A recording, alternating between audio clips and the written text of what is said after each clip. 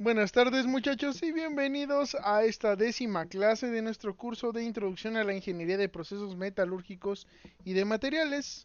A partir de esta clase vamos a empezar con los temas correspondientes a la unidad 3, que son balances macroscópicos de energía térmica en procesos metalúrgicos y de materiales.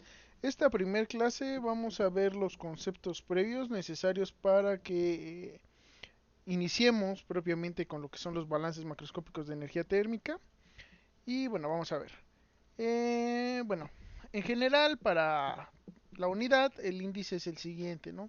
Vamos a ver una breve introducción de los balances macroscópicos de energía térmica, algunos conceptos previos a lo que corresponde a esta clase. Luego vamos a ver la ley de conservación de la energía, la ecuación de balance macroscópico de energía térmica.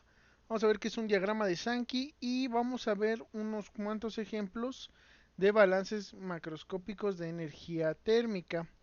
Entonces esta primera clase va a abarcar estos dos puntos, la siguiente va a abarcar estos tres y después vamos a hacer unos ejemplos, ¿sale? Cada ejemplo va a durar una clase.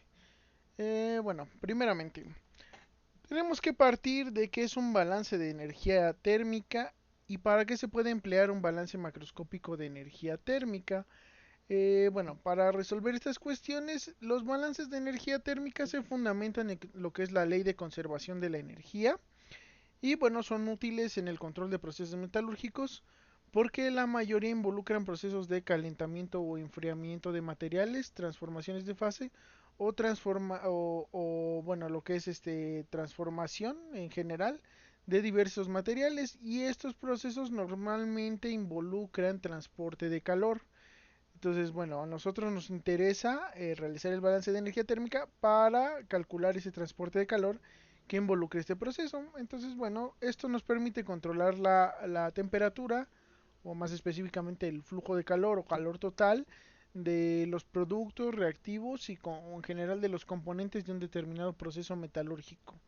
Eh, y bueno, existen ecuaciones para describir este transporte de energía térmica dentro de cada sistema. Una aproximación macroscópica, que es la que estamos trabajando ahorita, nos permite realizar balances en sistemas independientemente del tamaño de los mismos, ¿sale? Que eso ya lo vimos en los balances macroscópicos de materia. El hecho de que sea macroscópica no quiere decir que tenga que ser muy grande o visto a simple vista, sino es más bien cómo se realiza el cálculo. Eh, en este caso, lo que podemos calcular son los flujos de entrada y salida de calor, además de los términos fuente que lo involucran, pero no vamos a poder visualizar, por decirlo de alguna manera, lo que ocurre dentro del proceso, sino simplemente vamos a ver cómo entran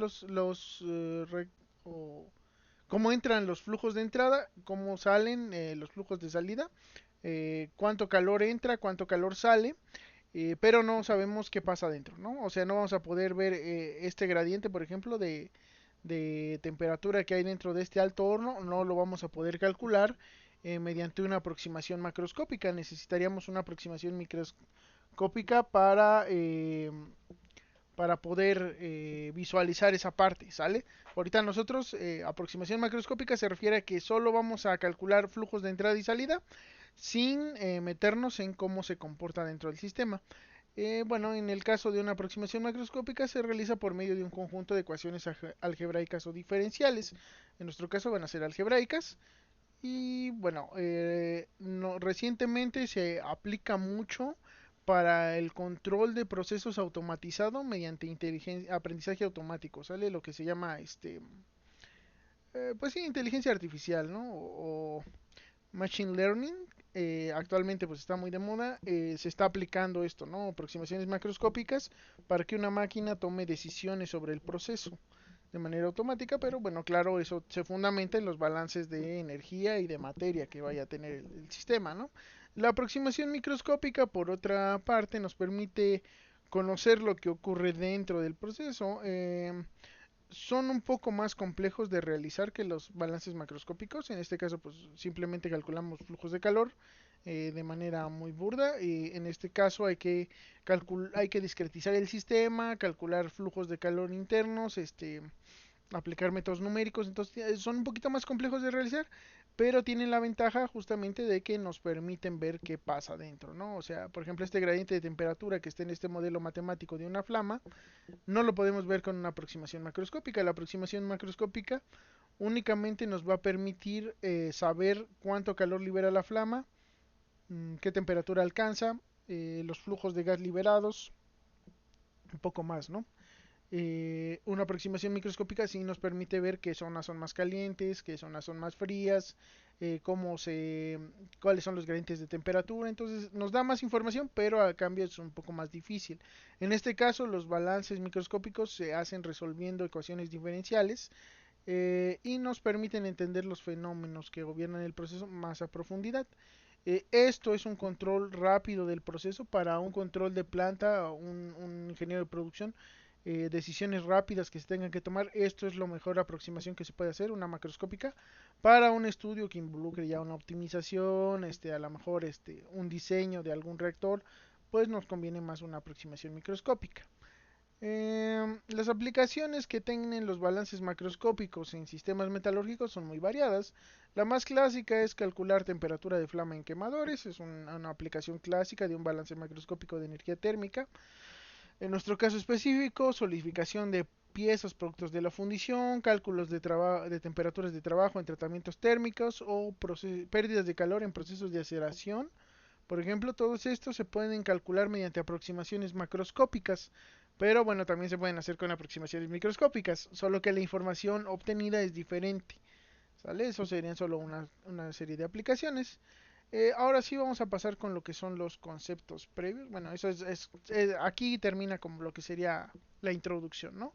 Por eso queremos estudiar balances macroscópicos de energía térmica. En cuanto a los conceptos previos que requerimos para realizar un balance macroscópico de energía térmica, aquí debería decir, bueno, más bien, los conceptos previos para realizar un balance macroscópico de energía térmica requieren que nosotros manejemos ya balances macroscópicos de materia, porque muchas veces ese transporte de calor está muy relacionado con lo que es el transporte de materia. Entonces tenemos que manejar todo esto. Para esto pues ya pueden ver las clases anteriores y bueno, empaparse de un poquito de esto, verlo así como por arriba, lo pueden leer más a profundidad en libros, pero bueno, necesitan conocer esto para poder pasar a lo que son los balances macroscópicos de energía térmica. Además de eso, lo que vamos a ver en esta clase ya propiamente dicho es lo que es reacción química, termodinámica, algo de entalpía, capacidad calorífica y la ley de Hess. Con esto ya podríamos pasar a hacer un balance macroscópico de energía térmica con todos estos conceptos y con la metodología que vamos a ver más adelante. Entonces, bueno, donde podemos consultar estos conceptos, tanto los de balances de materia y energía, los pueden ver en este libro que es Handbook on Material and Energy Balance Calculations in Material Processing de Morris, Geiger y Fine. Dentro de este libro que es Materials Thermochemistry de Kovachevsky, Alcock y Spencer, van a encontrar muchos datos termodinámicos que estamos usando y bueno, una versión antigua del mismo libro pues también la pueden ocupar, ¿sale? Bueno, vamos a empezar por ver lo que es la entalpía. Para empezar, la entalpía es una magnitud termodinámica, viene del griego entalfo, que es agregar calor. Se simboliza por la letra H mayúscula y se define como el flujo de energía térmica en los procesos químicos efectuados a presión constante, ¿sale? Entonces el flujo de calor a presión constante. El único trabajo que se puede realizar para considerar la entalpía es un trabajo de presión-volumen, ¿sale? Entonces, bueno, es un flujo de calor, ¿sale? A presión constante. O el flujo de calor en condiciones isobáricas, si quieren verlo de esta manera. Entonces, bueno, cada vez que hacemos un estudio termodinámico tenemos que dividir nuestro universo en nuestro sistema y los alrededores y lo dividimos mediante paredes imaginarias que denominamos fronteras. Entonces, para el caso de entalpía, lo que es la entalpía es ese flujo de calor que hay entre los alrededores y nuestro sistema. Eh, a través de las fronteras que los dividen, ¿sale? Entonces el flujo de calor es positivo si se transfiere de los alrededores hacia el sistema y es negativo si se transfiere del sistema a los alrededores, ¿sale? La entalpía es una propiedad de estado, por lo cual para su cálculo se requiere de una ecuación de estado, como por ejemplo la ley de gas ideal, para poder calcular cuál es el valor de la entalpía. En el caso de los gases, pues existe esto, que es la ley de gas ideal, pero para los sólidos y los líquidos es muy difícil tener una ecuación de estado, ya que, por ejemplo, en el caso de los sólidos hay muchas defectos cristalinos, hay que considerar cómo está la microestructura, o sea, son muchas consideraciones que no podemos tener en cuenta en una ecuación de estado. Igual que en el líquido hay relaciones moleculares que no se pueden considerar tan fácilmente. Por eso no hay una ecuación de estado como o en el caso de los gases que hay varias, porque su comportamiento es como más fácil de calcular, ¿no? Por ello, en la mayoría de las ocasiones no calculamos el valor de la entalpía directamente, sino que cuantificamos cambios de entalpía, ¿sale? Entonces calculamos no H's, sino deltas H's, ¿sale? Y eso es el cambio de entalpía entre el estado inicial y el estado final que vaya a tener nuestro sistema. Entonces lo que podemos calcular es cómo evoluciona de un estado a otro y como es una propiedad de estado, no importa el camino que tomemos para realizar el cálculo, siempre va a ser válido, ¿sale? Entonces, bueno, es justamente eso. Nosotros vamos a calcular el cambio en entalpía, no la entalpía per se, ¿sale? Para eso normalmente se usa un estado de referencia que va a ser 298.5 Kelvin y una atmósfera de presión en la mayoría de los casos, que es la entalpía estándar. Y bueno, vamos a calcular el delta H con respecto a esa entalpía estándar, ¿sale? Bueno, ¿cómo realizamos cálculos de entalpía? Pues depende del tipo de flujo de calor que se esté considerando para el proceso. Ya dijimos que puede haber flujos positivos o flujos negativos, pero el cálculo de este flujo de calor pues depende de dónde proviene. En el caso del calor sensible que se percibe como un cambio de temperatura, hay que considerar la capacidad calorífica a presión constante, porque acuérdense que la entalpía es isobárica, ¿sale? Entonces, este Cp es la derivada del calor a presión constante, la entalpía, con respecto a la temperatura. Si nosotros sabemos que la capacidad calorífica viene dada por esta expresión, si despejamos la diferencial de temperatura e integramos ambos lados de la ecuación, obtenemos que la entalpía es el cambio o la integral de esa capacidad calorífica con respecto a la temperatura entre la temperatura del estado inicial a la temperatura del estado final. Y de esa manera calculamos el calor sensible del sistema. No es el único calor que va a haber, hay calor latente, que es un calor que no se ve eh, reflejado como un cambio de temperatura. En el caso del calor latente de cambio de fase, normalmente el valor viene dado en tablas. Únicamente buscamos ese valor y entonces lo podemos usar para hacer nuestros cálculos. Hay entalpía de transformación, que viene siendo un delta H de transformación o una lambda de transformación. Así la pueden encontrar en los libros como lambda. Entalpías de fusión, entalpías de solidificación, entalpías de vaporización. En general, de cualquier transformación puede haber un calor latente que venga asociado y que tengamos que considerar. Aquí algo importante es que, por ejemplo, vean que la relación entre la entalpía de fusión y la entalpía de solidificación es simplemente que cambia el signo de la misma entalpía, ¿sale? Entonces, una entalpía de solidificación es el inverso de la entalpía de fusión si el proceso es reversible, que va a ser en la mayoría de los casos que consideremos, ¿sale? Entonces, bueno, si es reversible, se puede calcular tal cual. Eh, Únicamente viene el cambio de signo, ¿no? Entonces, si el proceso de fusión libera calor, sería una entalpía negativa. El proceso de solidificación requiere ese calor para llevarse a cabo. Sería una entalpía positiva, ¿sale? Bueno, con respecto a la entalpía de cambio de fase, eso es un calor latente. Entonces vean, por ejemplo, aquí tenemos la entalpía del contenido calórico del zinc, ajá, el contenido calórico del zinc, que es los cambios en entalpía con respecto a la temperatura. Entonces vean que hay zonas que tienen una pendiente marcada y hay zonas donde pareciera que la pendiente es infinita, ¿no? Que hay un cambio de entalpía donde la temperatura no cambia. Estas zonas corresponden a lo que son calores latentes. Entonces aquí no hay un cambio de temperatura, pero sí hay un cambio en entalpía muy marcado.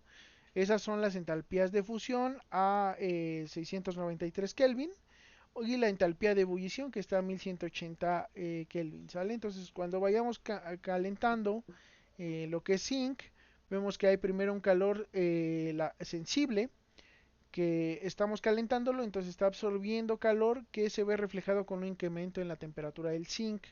Entonces lo vamos calentando. Llega un momento en el que hay un brinco. Este brinco corresponde al cambio de fase. Entonces el zinc que estaba sólido originalmente se funde, pasa a ser líquido. Y bueno, tenemos que proporcionarle este calor o esta entalpía de fusión para que se termine el proceso de fusión. Una vez que se funde todo, sigue este segundo calor latente, que es el calor latente, es calor sensible, que es el calor sensible del zinc líquido. Entonces, conforme le incrementemos el contenido calórico, va a incrementarse la temperatura, por eso es calor sensible. Llegamos otra vez a este salto, vean que este es mucho más grande que este, ¿no? Y este corresponde a la entalpía de vaporización o de ebullición del zinc. Entonces, a 1180 grados Kelvin, se va a empezar a formar zinc gaseoso. Una vez que termine esa transformación de fase, ese cambio de fase, se sigue calentando el zinc a que ahora es gaseoso, ¿no? Entonces hay calor eh, sensible, hay calor latente. Para calcular la entalpía que tiene el zinc, por ejemplo, a 1300 grados Kelvin, hay que considerar no solo el calentamiento o el calor sensible, sino también los dos calores, porque vean que es un aporte realmente grande, ¿no? En el proceso de ebullición del zinc. Entonces hay que considerar todo eso, ¿no? Con respecto a un estado de referencia que son 298 Kelvin, ¿no? Que en este caso es 300. Bueno, no solo hay calor sensible y calor latente, hay calor de reacción también. Entonces ese también hay que aprender a calcularlo. Entonces una reacción química es una transformación que involucra cambios de energía dentro del sistema, la mayoría, o casi siempre, ¿no? Eh, Muy difícilmente va a poder ser despreciable este calor que implica la reacción. Pero bueno, implica un transporte de calor entre el sistema y sus alrededores. Entonces vamos a considerar el caso más general de reacción química, que es este, que es A más B, que nos produce C y D, ¿no?